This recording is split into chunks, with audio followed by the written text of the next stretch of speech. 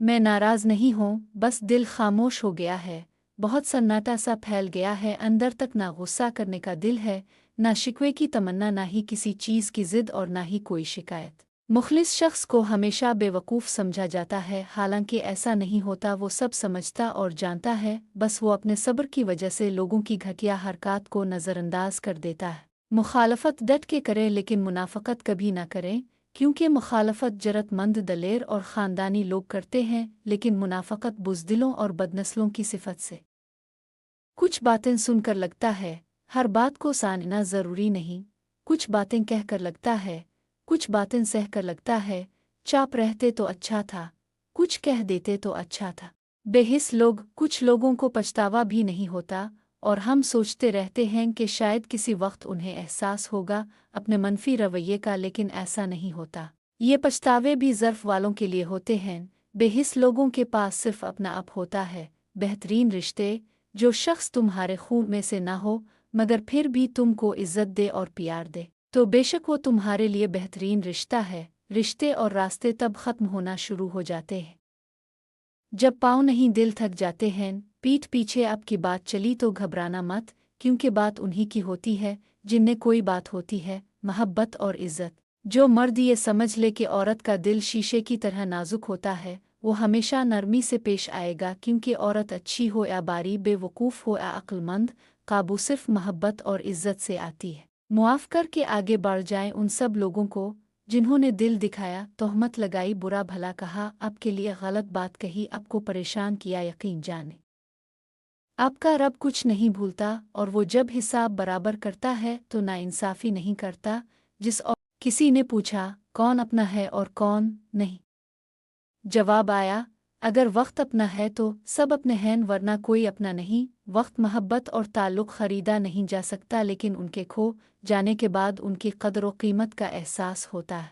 मायूस होना छोड़ दें, क्योंकि जो दरवाजे ज़मीन वालों की तदबीरों से बंद होते हैं, उन से बड़े दरवाजे आसमान वाले के फजल से खुलते हैं। ऐसा कुछ नहीं जो रब से पोशीदा हो, और ऐसा भी कुछ नहीं जो उसके इख्तियार से बाहर हो। दुख, दर्द, तकलीफ़ अगर अल्लाह की नाराज़गी होती तो ये नबियों को ना मिलती। ये नेमत है जो अल्लाह का रास्ता दिखाती है। किसी ने पूछा कौन अपना है और कौन नहीं।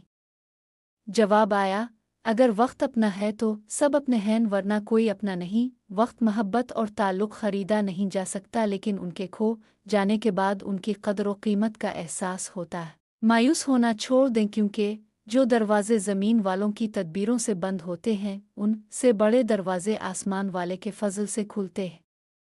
ऐसा कुछ नहीं जो रब से पोशीदा हो, और ऐसा भी कुछ नहीं जो उसके इख्तियार से बाहर हो। दुख, दर्द, तकलीफ़ अगर अल्लाह की नाराज़गी होती तो ये नबियों को ना मिलती। ये नेमत है जो अल्लाह का रास्ता दिखाती है। हज़रत अली ने फरमाया, 3 तरीक़ों से परेशानी खुशी में बदल जाती है। 1. खामोश रहना, खामोश रहने से परेशानी कम हो जाती है। 2. सब्र करना, सब्र करने से ख़त्म हो जाती है। 3. शुक्र करना, शुक्र करने से खुशी में बदल जाती है। जब आप मुश्किलात में होते हैं तो आप अक्सर सोचते हैं अल्लाह कहाँ है। याद रुकेई, इम्तिहान के दौरान उस्ताद हमेशा खामोश होता है, तन्हाई में रोने वाला।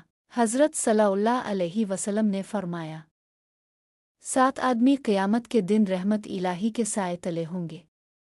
उनमें से एक वो शख्स है जिसने अल्लाह को खलवत में याद किया और उसकी मोहब्बत और खशियत से इसकी आंखों से आंसू जारी हो गए।